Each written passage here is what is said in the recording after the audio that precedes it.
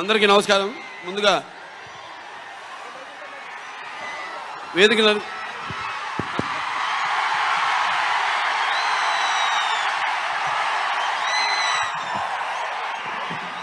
Thank you brother. ముందుగా వేదికను అలంకరించిన మన తెలుగుదేశం పార్టీ